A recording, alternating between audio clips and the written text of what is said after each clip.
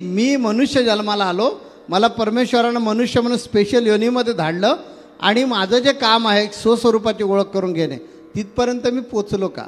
मी माझ्यातला दंभाचार, मी माझ्यातला क्रोध, मी माझ्यातला मोह हा आकळला का?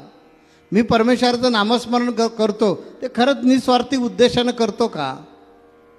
की माझे प्रश्न सुटले पाहिजेत म्हणून मी संत संघाला येतो, माझे प्रश्न सुटले पाहिजेत म्हणून मी 10 मिनटं भक्ती करतो किंवा तो श्रीलीलामृत ग्रंथ वाचतो?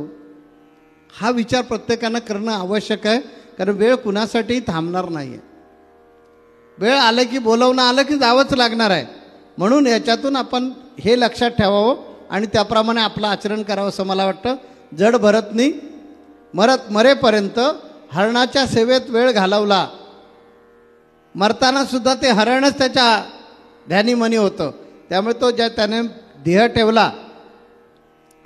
देह ठेवल्यानंतर सुद्धा त्याला परत हरणाचाच जन्म मिळाला. आपल्याला कोणता जन्म हवा आहे हा ज्याचं त्याने ठरवावं. आपण सगळे सुज्ञ आहात आणि या बोधातून आपण शिकावं.